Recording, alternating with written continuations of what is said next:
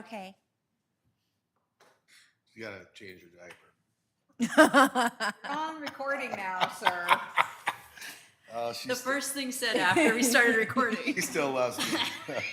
Her contact's coming out. So. Okay.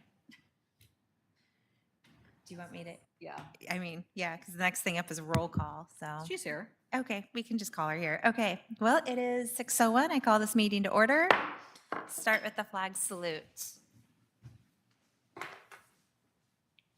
Pledge allegiance To the flag of the United States of America and to the republic for which it stands, one nation, under God, indivisible, with liberty and justice for all. All right. And roll call. Commissioner Boyle, Here. Commissioner Oler, Present. Commissioner Johnson. Preston, I had to get my contact out, sorry. You're all good. Commissioner Zarro. Here. Vice Chair Whalen called in absent, and Chair Elliott present. So that takes us into additions, deletions, and corrections to tonight's agenda. I'd like to make a motion to excuse Commissioner Whalen. Yes, of course. Second. All right, a motion has been made and second. All those in favor? Aye. All those opposed? All right, Vice Chair Whalen has been excused. Additions, deletions, or corrections to tonight's agenda? Public participation. Hello, public. No one here present in the audience, which takes us to review and approval of minutes from September 10th, 2025. Any comments or motions?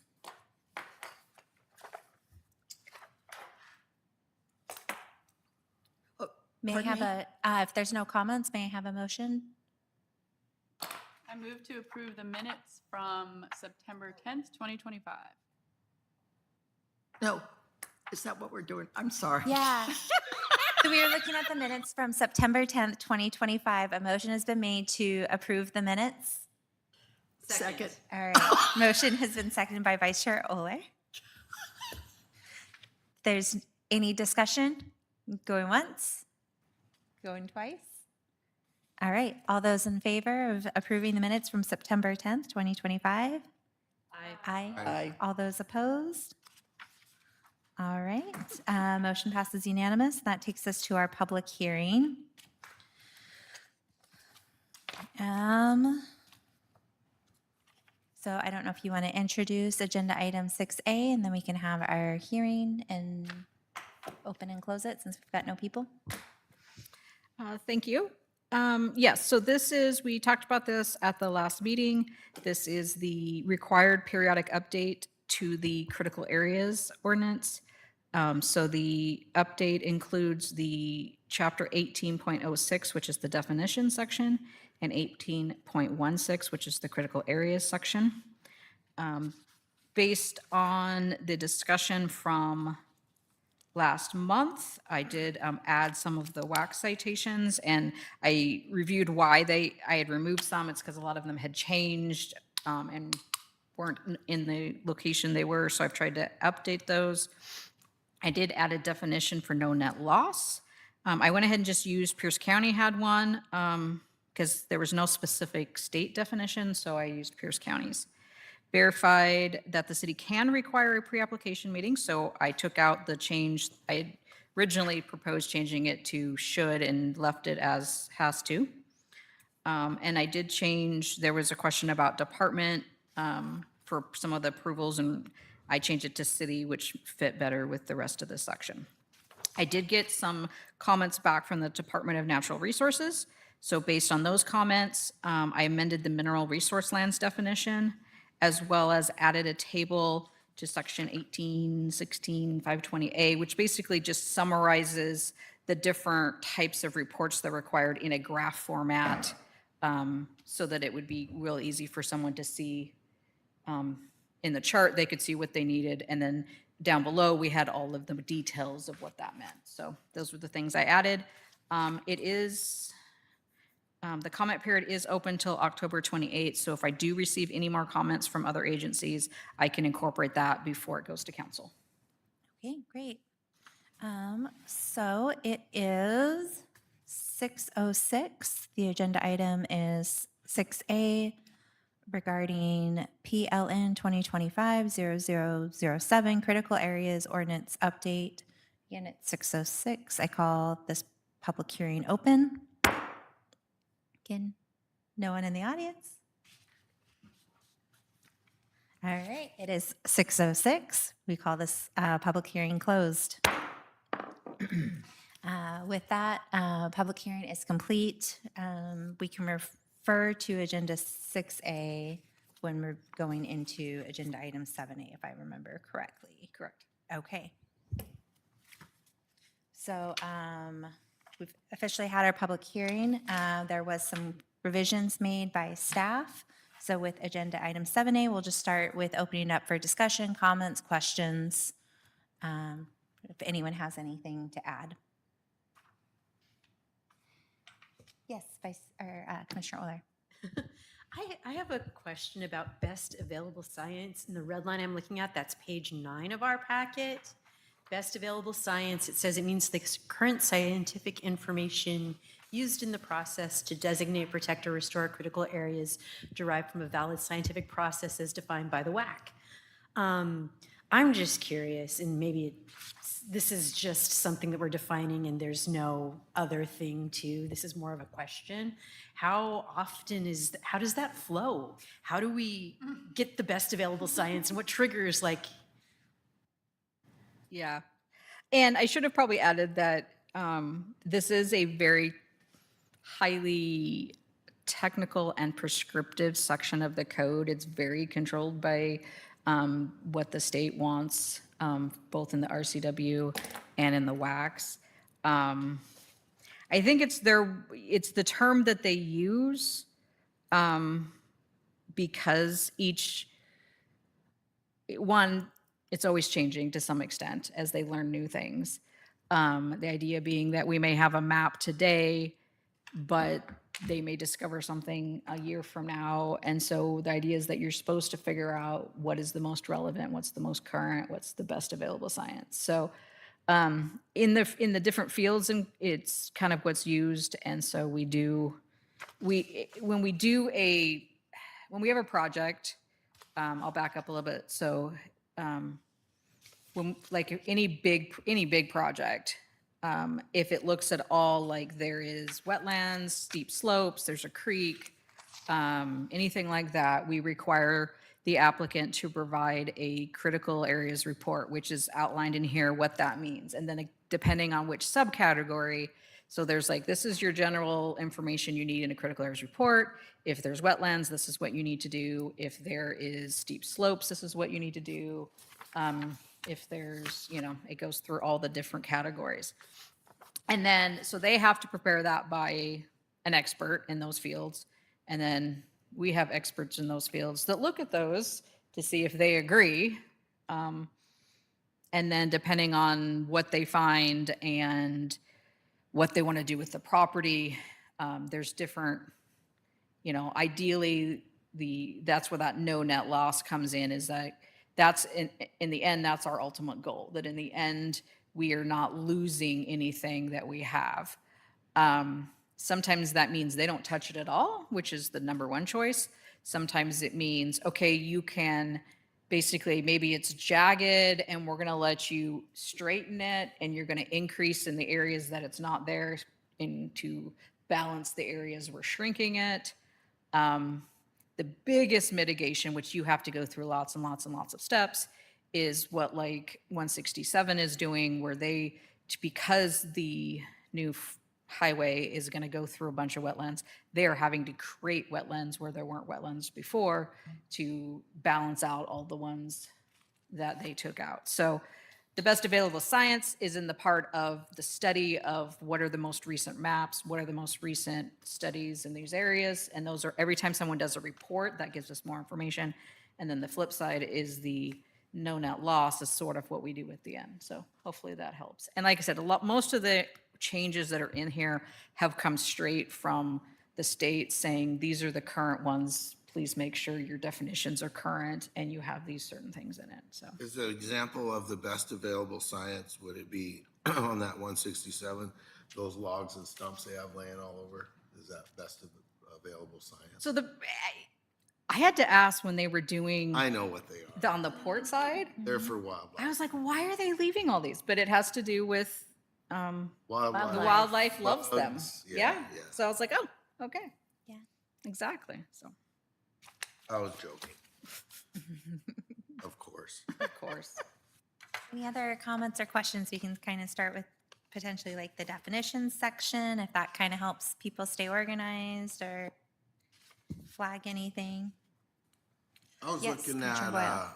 page 25, and all the regulatory wetlands are all crossed out. So when I look at something like this, the big thing I look for is not really what's added, because it usually balances out. But when I see something that's totally been removed, I just have a red flag and a question. So I don't know why regulatory wetlands, is that covered somewhere else and it's redundant, or? Yeah, it's somewhat, so there is definitions for wetlands. Some of it was sort of redundant. Some of it is in the, not sure why it ended halfway there, but it's, oh no, it goes on the next section, that's why. It's in the actual wetlands section, so it kind of, sometimes this one kind of got, yeah, that definition sort of went away as the main wetland definition came back in.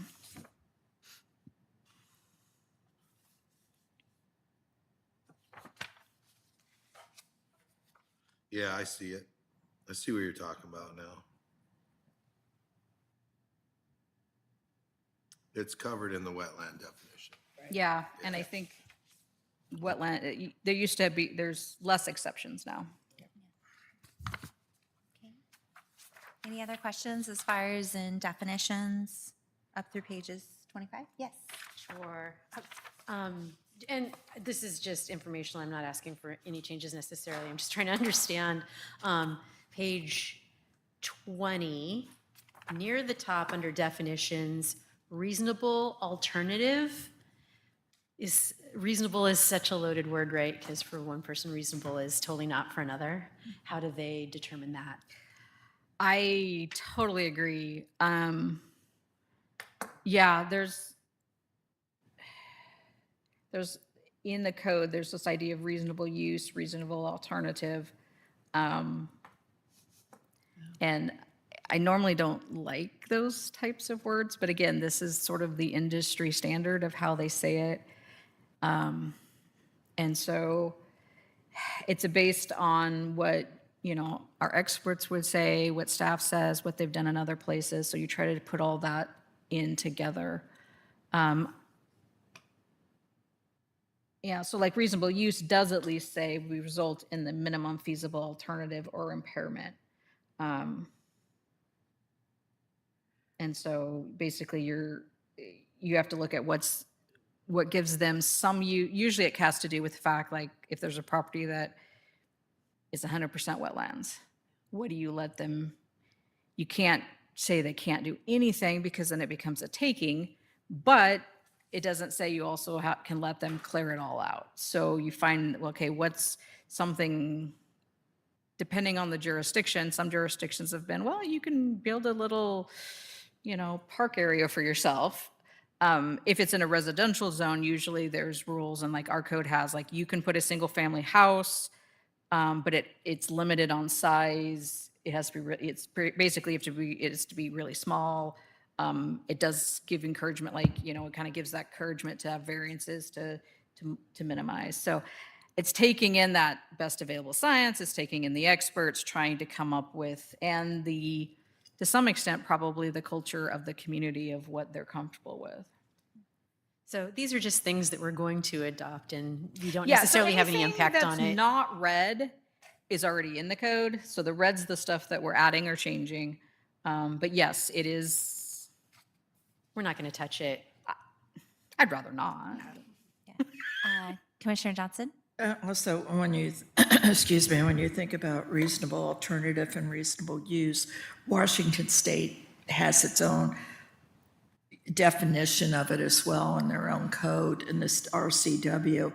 And, it's like, have they completed all the necessary things to show that what they're doing is reasonable use?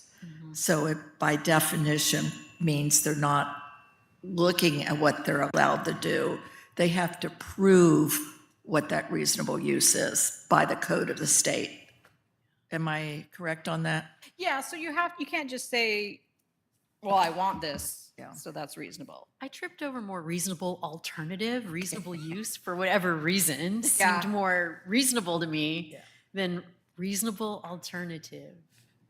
But it's a moot point. We don't need to Well, and spin on probably it. what we would need to look at is where are those terms used in the actual text, because where they're used in the text would help probably make them make more sense. I'm fine.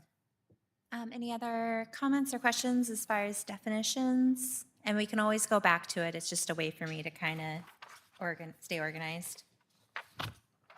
If we make a motion tonight to recommend it to city council and then you get new comments, will you just incorporate those and? Yes, Okay. and I'll just let the council know that this was a recommendation by this department, and this is why I'm recommending adding it. And the council can add or subtract as they want to as well, so. And technically, this is due by the end of the year, so I am trying to. Technically, it was due at the end of last year, but because we got the comp plan done, they gave you an extension for this part. I know when we looked at this before, I did it by articles instead. I'm just kind of peeking ahead to see which articles have changes. It looks like Yeah, there's Article not 1 has a much. couple. The only, like I said, the only thing I think the only major change, I should have probably put the page numbers, that would have helped everybody. So within Article 1, it was no net loss and. Yeah, so I added critical the areas and definition. then- Okay. And then page 61, the Washington State, it has the Washington State Department of Natural Resources suggestions. What it's doing is, if you look below it, it has, like, B is landside hazard area, C, or,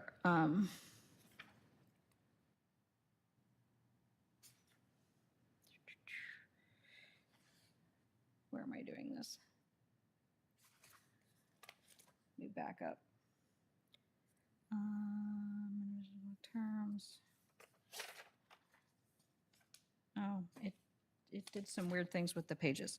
So B is landside, C is erosion hazards, you have to go a page, D is seismic, and E is other geological hazardous areas. Those were already in our code. They just recommend adding that little table so that someone could quickly go, oh, these are the reports that I have to provide for this. And then I had put just like Natural Resources offers essential information. They really wanted us to put that it's called the Washington Geologic Information Portal. So I put that in.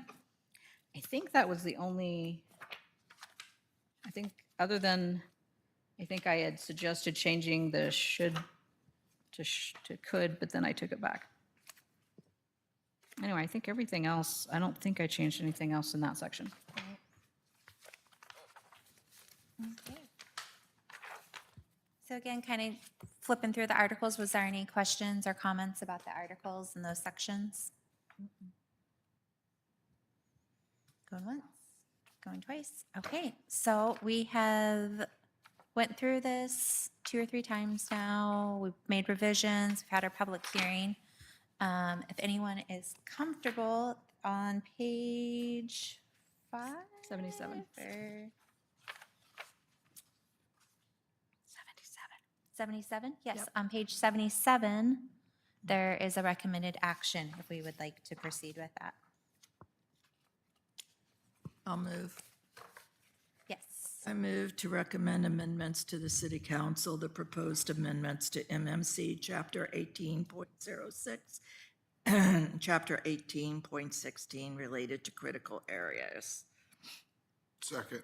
All right, motion has been made by Commissioner Johnson and seconded by Commissioner Boyle. Any discussion? I decided to move it because we've spent time reading everything. We've added input. It's very neat. And we've talked about how if other things come into the planning director, that she will add those to the council because they're the ultimate decision maker. Perfect. I did want to say, I do also appreciate that you broke out the definitions by letters, again, making future revisions a little bit easier to go through. Yeah, no major changes in this, just cleaning up and, strengthening it a little bit with no net loss. So, good document, well done.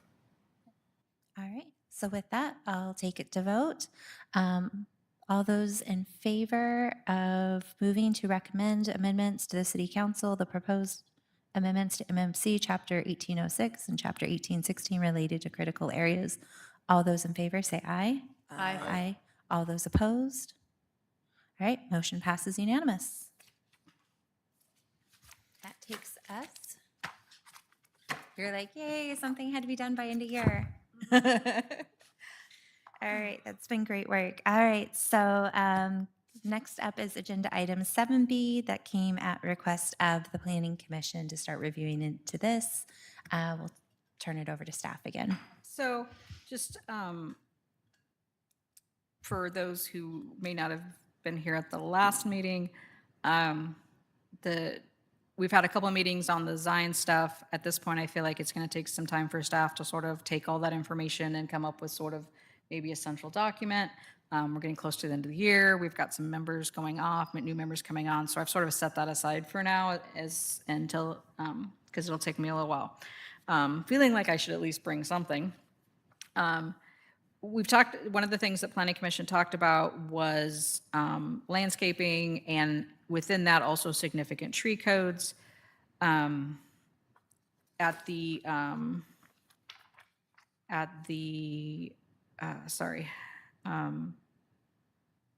Milton Days, I started that sort of conversation with the public, and I had really good, everyone was very, positive and excited about trees and see the value of trees and understand how good they are. Obviously, when developments take down a whole bunch of trees, we hear about it. So within the landscaping is the section that is significant tree and tree grove protection. My feeling is that in itself is its own little piece separate from all the rest of the landscaping. The rest of the landscaping almost goes with design. It's like, how many trees should we put in the parking lot and how big should the parking lot landscaping places be and stuff. So this is kind of an isolated piece that was a nice small chunk that I thought would be something to get Planning Commission's feedback from. We do have, which I didn't realize and I did include, there was a community forest plan adopted way back when. I just happened to randomly find it on the drive when I was searching for stuff, so that was interesting. So long-term, I would like to continue to move forward with some sort of urban forestry plan for the entire city. But as sort of that stopgap measure, I do think there are some things that we could address on a shorter time span within the significant trees that I feel like makes it difficult for staff to, when we talk about reasonable, there's some very unreasonable stuff in that section that make it sort of hard to maybe have the ability to do what I think we'd like to do. So I sort of tried to put in some thoughts and put in some things to look at. One of them is there's a couple different definitions, so I'll wait on that. Different definitions of what a significant tree is. So I do have a section that talks about how different, and the replacement of that. Several different cities do that differently. The state defines it as anything that is 10 inches, and it's, what's the DBH? Diameter At breast height. at breast height. Yep. Which now means 4.5 feet. Depending on how tall or short. Love the term breast height. I know, it's diameter breast height. Oh, yes. But they can't. Business might be a little lower than Well, Oh,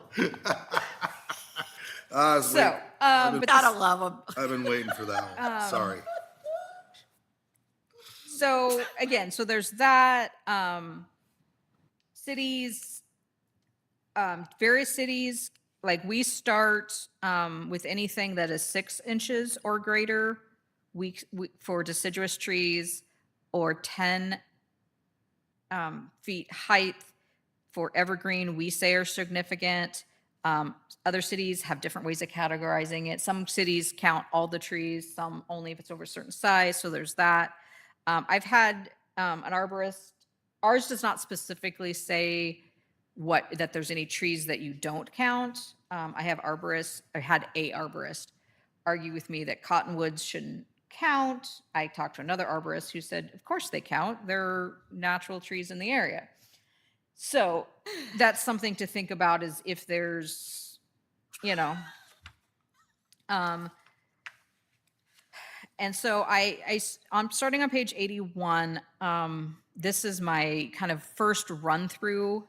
As you can tell, there's a lot of red. So there's a lot of things I wouldn't mind adding to this for now. One of them is like, so we'll go through that, which basically, okay. So if you want to go to 81, I will sort of kind of zip through what I've got here, and then some of the things that I kind of am hoping the Planning Commission can have some direction on or think about over the next month or two.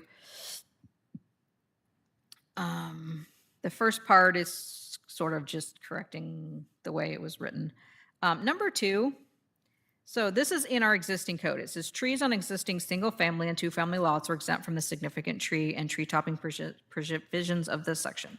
So if there is a house on a lot, they can cut down all the trees unless they're like wetlands or critical areas. Maybe we're fine with that. Maybe we want some sort of, if it's over a certain height or width or. Commissioner Johnson. One thing at a time. Can we do I, this is kind of commission generated, so I'm okay with being a little bit more informal because this is really just It's me opening up the tossing topic. some thoughts out, so go for it. All right. I like Covington's. I read their tree policy.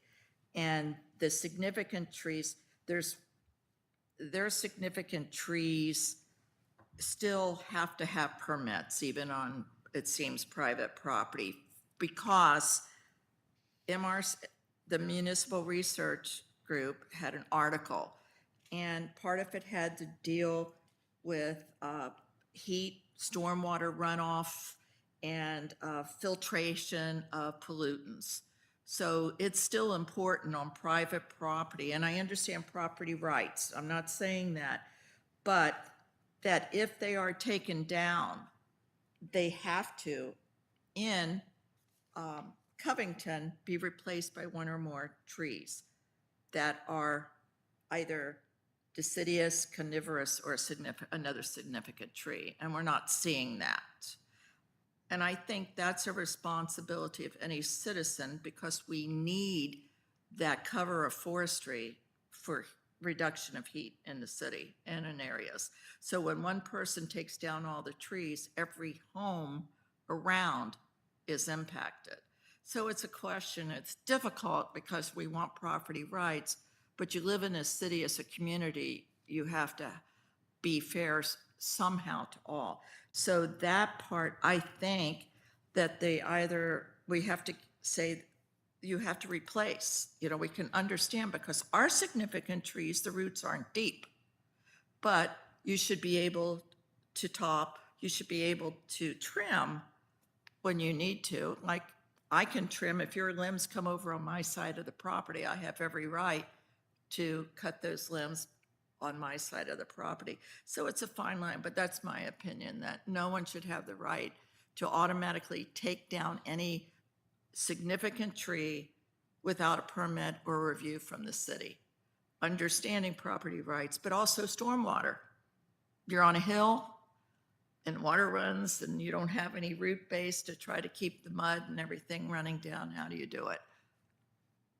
Just on that part. So that's me. Have we ever considered anything like the Tree City USA designation? I don't know for sure, maybe in the past. There are certain criteria that has to be met.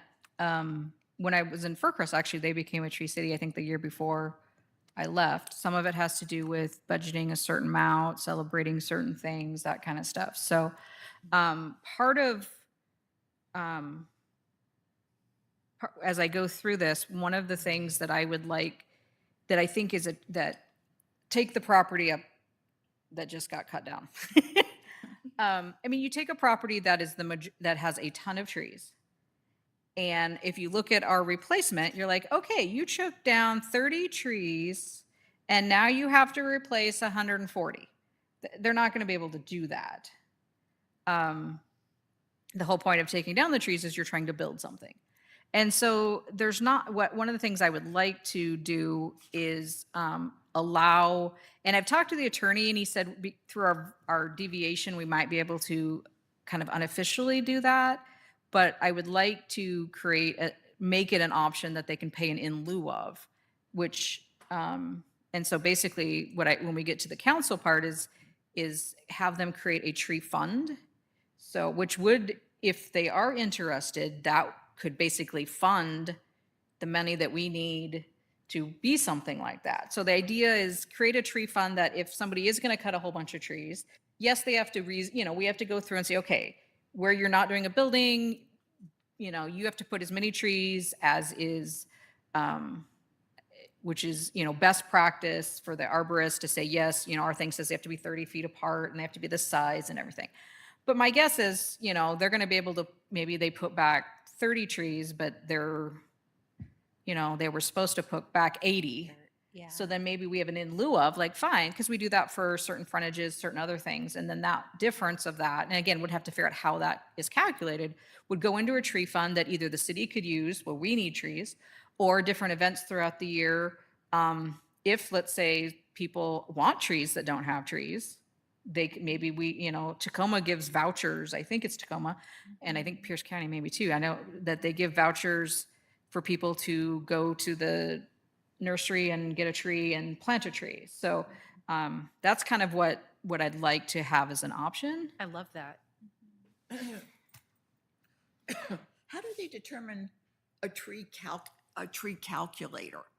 That's what some cities are using, and the Forest Service has techniques. So of saying, and I understand if that property took down all those trees, those are more trees that are in any other neighborhood.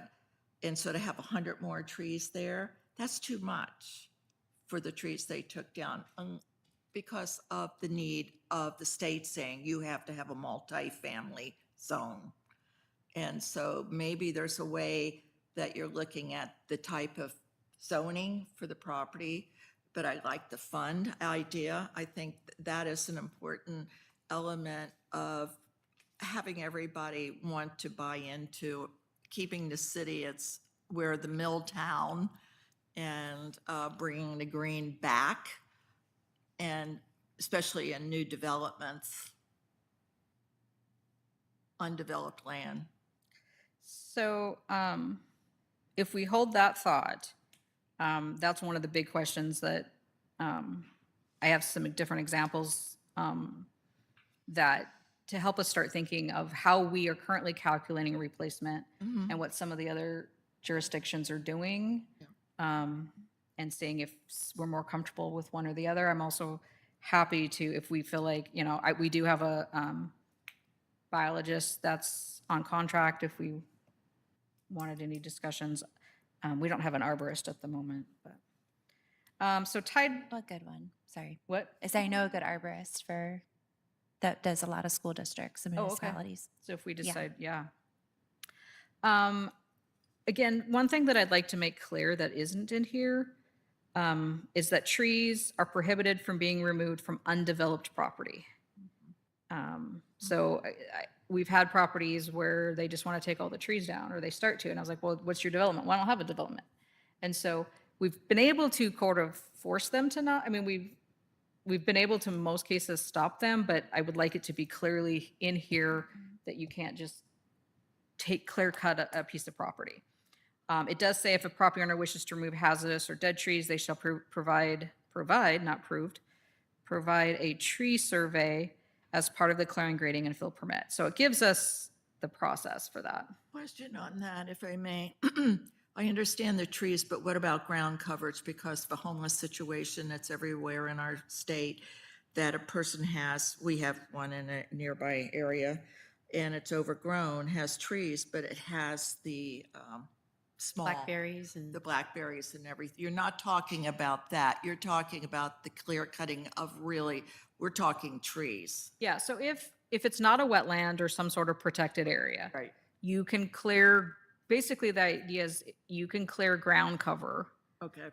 You can't, as long as you're not, Disturbing the soil. yeah, so once you start disturbing the soil, you need a clear okay. clear grading permit. And if you're gonna take down trees, we say they have to have that's sort of the process we've been using. Thank you. I'm kind of confused why someone would just take out all the trees in a property and not do anything with it? Because trees are a crop. For some, it's some. money. Okay. For some, it's their way to say, oh, I'm just taking down the trees, and then they start parking vehicles on it Right. without going through the official process. Okay. I have one of those we've been working on for many years, which is getting resolved, sort of. And then there's some people who just, they get fearful of, well, all the trees are going to fall down. Yeah. You know, a storm's going to come and all the trees are going to fall down, which really doesn't happen very often. You know, branches do and stuff. So yeah. So is this like a property like next to their home that they already own and they're worried that? We have a property, a lot of times, this probably happens more in commercial areas. Like along 99 or something. Someone will they'll buy it, and in most cases, they've been like, oh, if I cut all the trees down, then I can make it as a parking lot. And it's like, no, you can't. That's usually the issue. There's that big stand of trees at the end of 19th on the north side of 19th to kind of like, you know the one I'm talking about, maybe you don't. Mm-hmm. That's really the only stand of trees left that I can think of that hasn't been developed already. And there's a permitted to develop, but that's a whole nother issue. And they're probably cottonwoods or alders, which is basically a weed. No, those are evergreens. You know the ones. You know the forest I'm talking No, about. they're the nice. woods. By the Yeah. park. Oh, they're They're good trees. evergreens. The 19th, yeah, They're good trees. the end of 19th.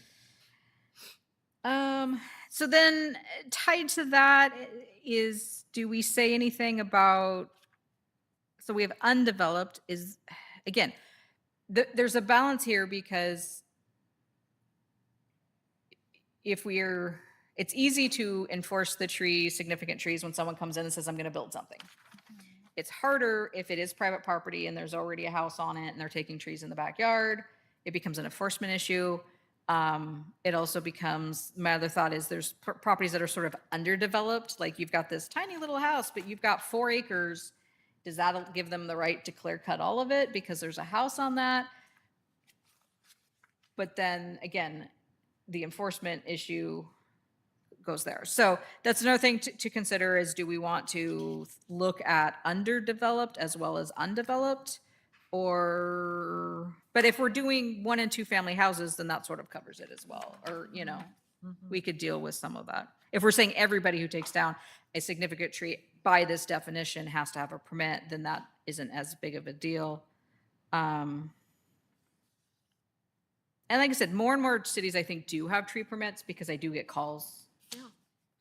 Pretty frequently, and I never used to, of people saying, hey, we're going to take this down, this big tree. Do I need a permit? So, Yes, you do. I think most people kind of assume Yeah. that they need to.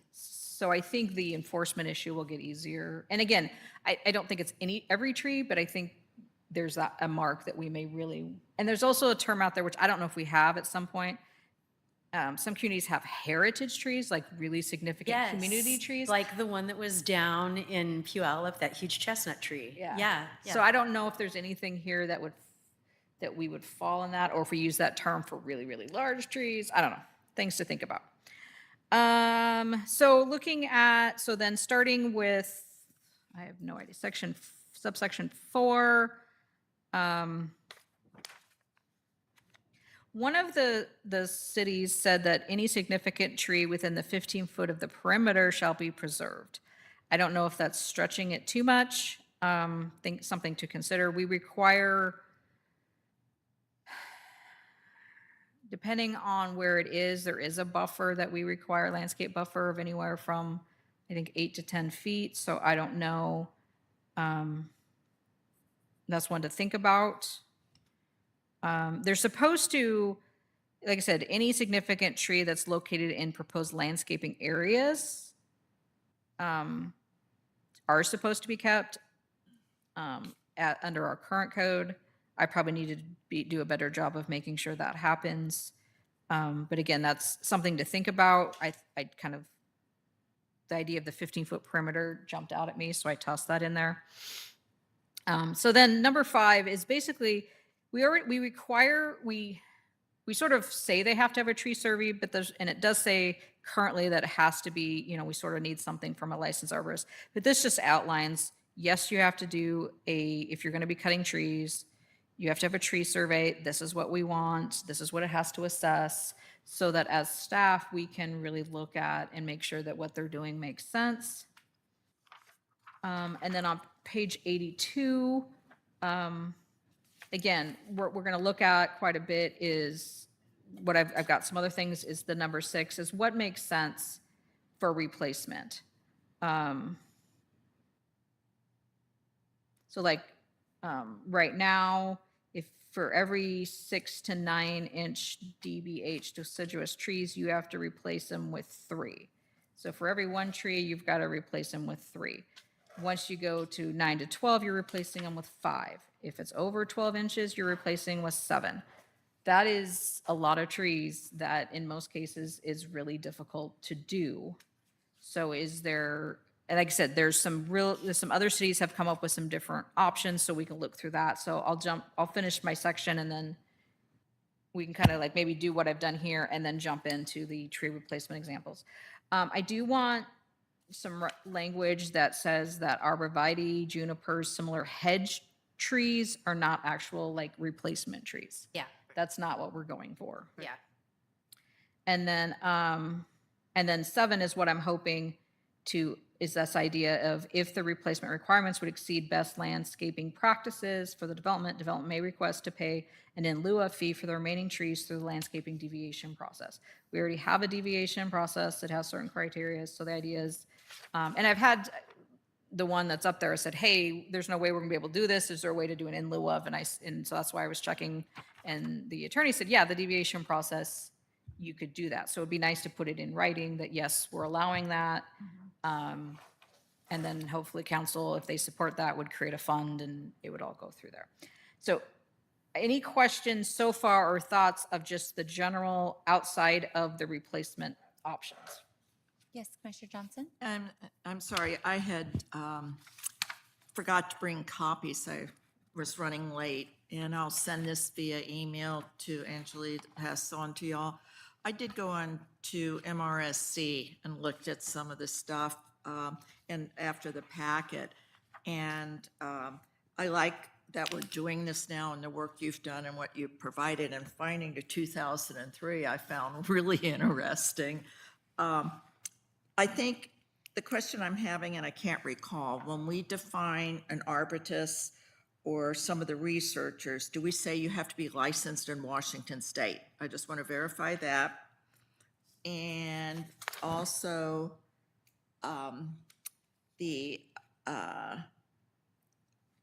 there are, for instance, people like butterfly plants that grow into a tree. They're invasive, They're kind of a bush. but they grow tall and they do They are grow invasive. into a I know tree. exactly what you're talking about. Yeah, and so the question is, Covington says if it's invasive or not native to our area, it's not allowed. And they have a complete list. And I think it's okay. What if it's like a Japanese maple that's gorgeous? That's not. That's not invasive. It Okay. has to be both. Yeah, So we do deal with that in the landscaping section. We talk about specific trees you can't have, invasive things. So we may need to Refer back blend to that, it or yeah, whatever. blend those together. So I would ask that, Okay. if you go onto MRSC, I couldn't find any current information since '23.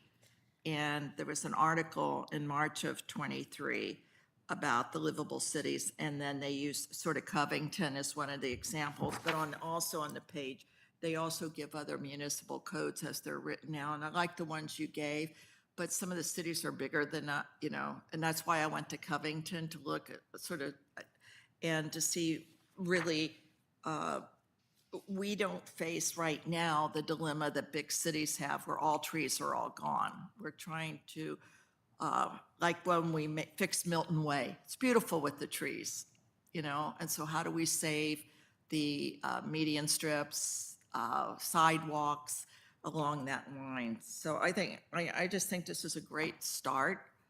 And, but I'd encourage everybody to go look. When I send this to you, you'll see my notes. And I think we're on for a good thing to remember what we are as a city or where we came from. Milltown. Yeah, not me. I came from somewhere else here. Yeah, in a city that was based in murdering trees Yeah. and selling them off. Yeah. Finally, 110 years later, Yeah. we'll get it. I thought I saw somewhere, I'm not seeing it now, but was there somewhere, maybe a different city that had an option that said you could replace X with 3 6-foot tall trees or 5 4-foot tall trees? Yes, if there's no more comments on just the red stuff, then yes. So I think that's kind of the biggest thing to start looking at is starting on 83 through 88. I was gonna make a comment before we Oh. moved on. Go for it. Sorry. Go for it. Significant trees within 15 feet of the perimeter shall be preserved.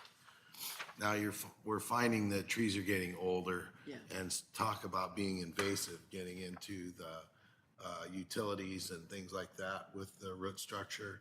And I know there's a caveat in here about, something about utilities. I think it's on number 8. Utilities, they can top them, or do what they need to stuff, but just something to think about, that when you're leaving a tree that's a significant tree that may be a little bit overbearing, that it could become a nuisance where it starts getting into storm drain pipes and infiltrating around water meters and things like that. I mean, if that's something everybody's cool with, I mean, it's just something to think about, that, they start buckling the concrete on the sidewalks. And that's why I always wonder when they do those projects like on Milton Way, yeah, it's great to have those ornamental trees, but what are they gonna do to the roadway and the sidewalks in 20 years? That's probably why they choose things like dogwoods that aren't going to do the same kind of thing. Yeah. Stillicum's had a issue, all the neighbors are. DuPont. DuPont, they planted the wrong tree. Yeah. We're learning, because yes, there are cities that 20, 30 years ago planted really the wrong tree. So you have to think about that. There's also a lot of, I've been to a couple classes where they have some really cool, innovative ways to sort of build these sort of boxes under the sidewalks that, it's more than, the traditional was like you kind of like fenced it in, but there's some other new ways that they're creating The things roots go down. that allow the roots to do other things. So yes, it definitely, what type of trees makes a huge difference. And just one other note, you were talking about invasive, we have to be careful of, but there is something to be said for non-native, in the fact that, I mean, here we could probably get away with pretty natives, but when you talk about you're planting a tree, what is native to the Olympic Peninsula and that environment is not going to thrive in a downtown cement, whatever. So sometimes you have to have a non-native tree because that Like the environment abuse. is very different than what, it's like you can't plant ferns in most places unless you're real careful. So we're learning, and we didn't know that, how many years ago it was like you have to have all native. Well, then they were dying because we learn. So yeah, so if we start on 83, Milton's is kind of at the top. Camas is kind of, they just basically, any tree you cut down, this is what you have to replace. Seattle was kind of interesting. They had like different tiers. And so depending on what tier is what you had to do. Edgewood, See, Seattle is using DSH instead of DBH. Darwin Standard, yeah, there you go.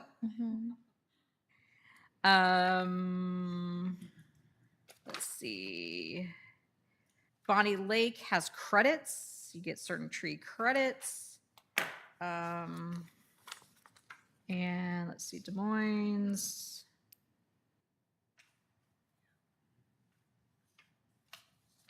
Some of the, I don't know if I grabbed any of them. Some of them had like, it was more like trees per acreage. There was like a percentage that you had to have or something. Oh, here it goes.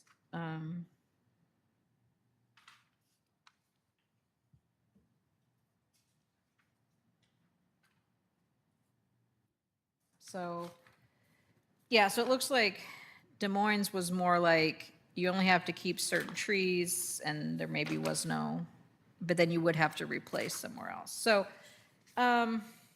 just trying to think through, it seems like ours might be, I mean, if we're gonna have an in lieu of, we get money from that, but it seems like the deciduous might be a little high for our replacement value.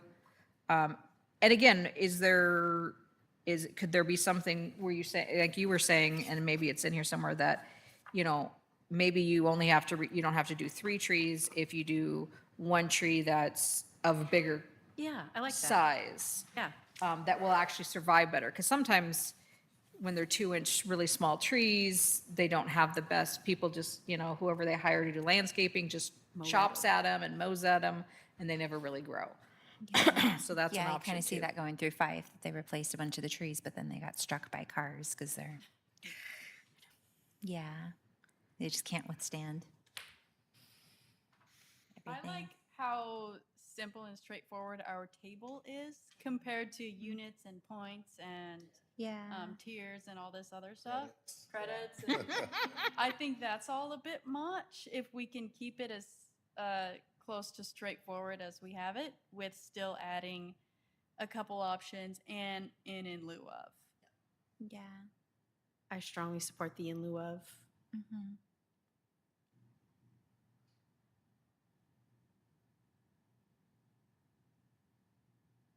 Especially if it leads to a designation like Tree City USA or something that will make clear our commitment. So the table we have here on page 83, that's the existing, correct? That is the existing. Okay. So like if we compared it to Camas, we're requiring 3 trees where they would only Required to. 2 to 5. Because theirs is 6 to 12 and our 6 to 12 is 6 to 9 is 3 and our 9 to 12 is 5. Oh, okay. So we are requiring a considerable higher than them. Bonnie Lake has a 5-year monitoring period. If they die, you gotta replace them. I like that.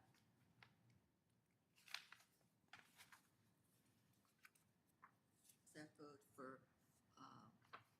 single residential areas and business areas? So would it be helpful, is there interest by planning commission to take our table, but maybe, like I said, line it up with a few other cities of what the number is other cities are requiring to see if we're in the ballpark or we're way out of ballpark? Okay. And then here's the thing that seems to be implied by our current table, that you can only replace deciduous with deciduous and evergreen with evergreen. Is that implied? That's the way it's implied. I get, yeah, but that doesn't necessarily, Yeah. that isn't happening in practice either. Okay. I mean, So- I don't see that there's a need to say, oh, you've got to put in more deciduous because you took down a deciduous. They could choose to put in an evergreen or vice versa. I don't- Especially because our code actually requires more deciduous than evergreen. Yeah. So then you're sort of, yeah, okay, so maybe not have that difference. Why, do you know why deciduous trees are measured in diameter and then evergreen trees are measured in? Because it's harder to get to the evergreen are a lot denser. It's a lot harder to measure sometimes. Is that why? Maybe. I don't know. I don't know. I do like how Camus just says this diameter and doesn't clarify. Yeah, just I probably think replace a that's tree. more straightforward, yeah. Yeah. And I also like DSH instead of DBH. Just seems so old fashioned. Oh, yeah, we could we could switch it. Yeah. Okay. It'll keep certain people from giggling. Am I having deja vu or something? No, didn't we have this conversation at some other, somebody said that the arborist went by the eye level, but then she was only 5 feet tall or something? Is this a joke? Is this a setup for a joke? No, did we not have this conversation? I've had that conversation with someone. I didn't think it was here because I've had arborists come out and they've started using, I think, eye level or certain standing Well, see, height I instead could of use breast the eye height. level and I'd be just about right, Yeah. but Okay, so what I'm kind of gathering for, Level, oh, excuse me, middle level. Yeah, but regardless of your. but it's 4.5. So 4.5 is the standard. Standard I'm saying level, I could sternum probably level. use my eyesight and I would be right about there. so far, kind of the comments we've heard is that we like the idea of a tree fund, a fee in lieu. We like the idea of a 5-year monitoring period. Providing a comparable table or something kind of more like Camus where we're not breaking up deciduous and evergreen and we're just saying, if you've got a tree this diameter, replace it with something kind of equivalent of these diameters, as long as it doesn't make it seem restrictive for evergreens.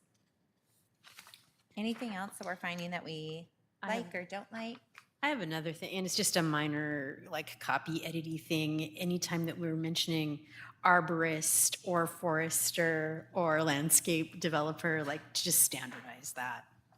Because I think we have it 3 different ways, but that's minor. Okay. That's Okay. minor copy edits. That's good. It's more of a create a definition and say that, and then stick with. Mm-hmm. Okay. I also have a reference to CMC 1803, so I'm guessing maybe that's Camus. I might have Yeah. stolen it from somebody. And use, sorry, what was the acronym for Seattle again instead of DBH was? DSH. DSH. Okay. All right, I'm good. I'll take all this back, clean it all. Oh, yep. Okay. You know, when we looked at the 2003 thing, is the Community Forestry Board or Parks Board now maybe? That they asked for on 101 in 2003 to establish. Oh, on the actual forestry community, yeah, I don't know. City USA, I love it. Yeah, they had goals. What's the benefits of being a tree city? Bragging rights. That's it? Well, we get more birds. Why can't, On your head. We get bragging rights and we look cooler. why can't we be the beer Get little city? signs. Can we be the beer city? I mean, if we don't get anything You out of it. find the You need more standards for it. breweries. We're not even close. Come on. Yeah, we've only got, what, Acorn? I'm gonna be good. I have one. That's That's not even Edgewood. ours, it's Edgewood, yeah. I have one more thing. The Yeah. Tacoma Tree Foundation. I don't know if you're familiar, but they do a lot of what it sounds like we're trying to do. I'm not sure where the funds come from, but I volunteered for them once, and they gift trees to people, but they also hold volunteer events. So people from Tacoma plant trees in their neighbor's yard for free. So I think on top of just giving trees away for free, I think that could be a good There's a community outreach. community. Yeah. Yeah, it's nice. Yeah, Well, and the I have a Parks few Board friends does- that, Yep. Every year, the Parks Board does their, during, what's that? Arbor Day. Yeah. Yeah. They do their event during Arbor Day. It always, every time I went, we got stuck ripping out blackberry bushes. We never got it. We that's what did we plant, did. we did plant some. We over did, here. actually, we planted one tree one year. It was from the Big Burn in Warehouser. And everybody that attended the event where the author Burns came, they gave him a tree. And my tree was this big, and we planted it behind Public Works. Didn't survive.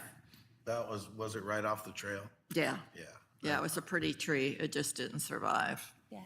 And Tommy came home and said they didn't dig it right. Yeah, when I had to go home to get a bar. Yes, yes. You know that's not a good spot for a tree. I'm I not an know. arborist. There's a lot of debris and stuff off the trail that you don't realize until you start digging. Yeah. When we tried it before, they were like, okay, good effort, guys. We'll have our maintenance crews come out with some real equipment. You know, But we thank you used for to the have- effort. We used to have, the Rangers used to come out Yeah. for the, because they always do park cleanup on Arbus Day. Yeah.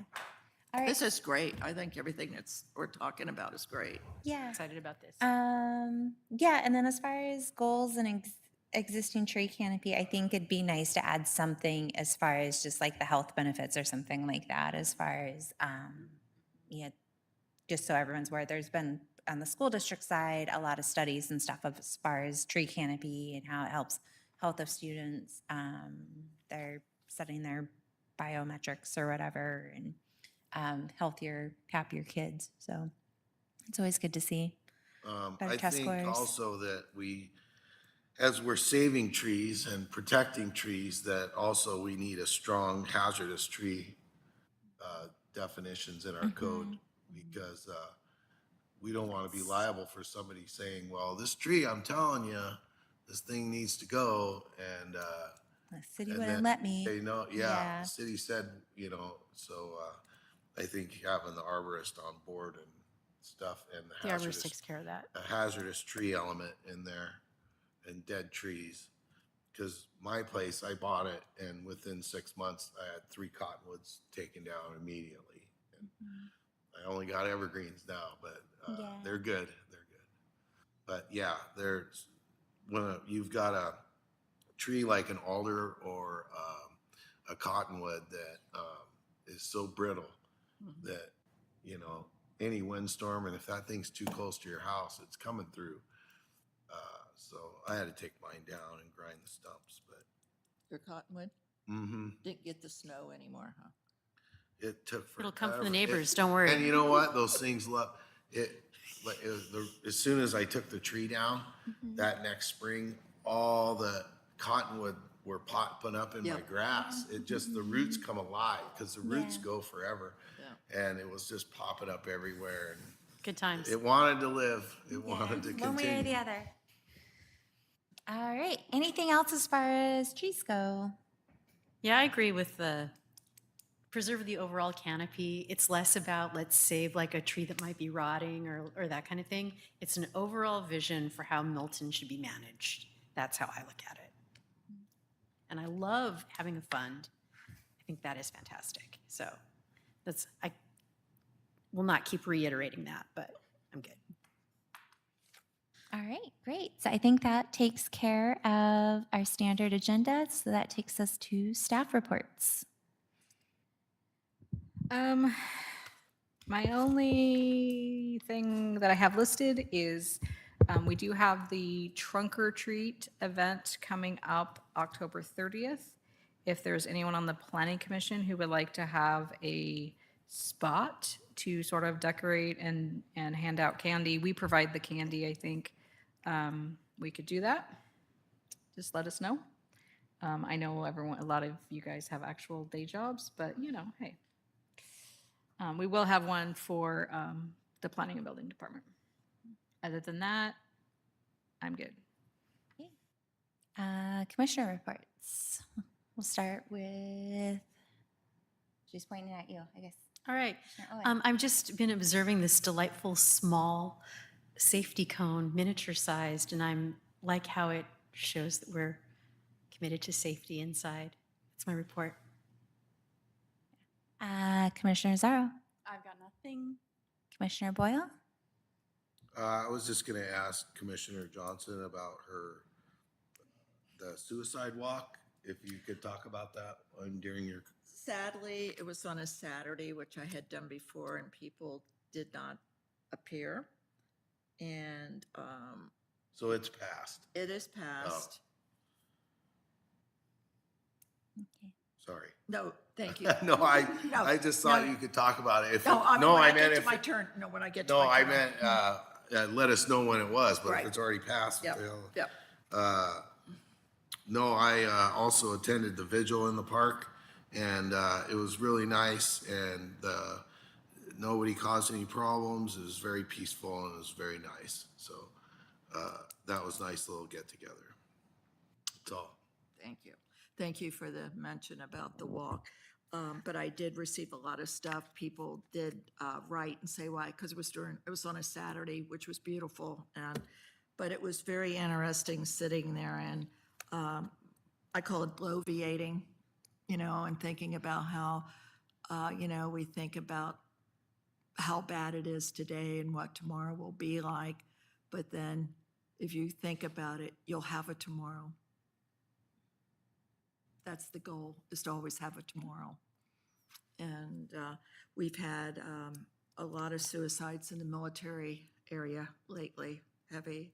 And normally it's 22, it was 23 a month would die. It's starting to get really rough. I'd like to say everything we did tonight, the conversation, and plus I'm not sick, it's my esophagus, so I just want y'all to know that. Everything we've done, I think we've worked, I love our conversations, and today was especially special. And I want to thank our staff for coming up with ideas. And, but I do encourage you to go to the MRSC site and just put tree codes, and it gives you a whole list. But I will send this, and we can I send it directly to everybody rather than you have to do it? Send it to me. Okay, will do. Thank you. All right, and then it's on to my report. I am actually moving. What? Yeah, we To the area? yeah. An opportunity came up I couldn't pass. We just fell in love with the property. It's all moving really, really fast. So I will officially not be living in the area as of next meeting. If it's easier for the group and the commission just to keep continuity, I can stay on through the end of the year just to, as a non-voting, Technically, just, the code does not say you have to live. yeah, it's just one of those things that, and then I also need to just talk to whoever ends up winning our upcoming election about just best ways to step down and step out of that. But yeah, it all happened very, very sudden. But but we're good news. we're in Congratulations love on your with new it. house. Yeah, but Good we're in news love for with you, it. though. How far out of the area? Out of city. Oh, which yeah. state? No, out of city, still in state. Oh, yeah. nice. Okay. It's kind of the off Vickery, kind of the Waller area. But so yeah, as I said, I'll work with staff as far as the best way of kind of transitioning that, because I know that's kind of sudden. But I'm really excited, and this has been such a great opportunity to be. It's such a passion of mine to be involved in my community, whatever way I can. So I'm just very thankful for the time I've had to contribute and work with everyone and varying voices. And I think everyone's really always come with like best intentions, ready to collaborate, do what's best for the community, listen to each other, respect each other. So this has been a great introduction for me of actually sitting in on one of these boards rather than just sitting in an office and hearing the griping about who's making these decisions and how did this come about. So thank you. It's been a wonderful 5+ years. So, but as I said, I'll talk to staff about what transitioning looks like with that, because it is a little sudden. So that is Commissioner reports. Next meeting is November 12th, 2025. And with that, I will call this meeting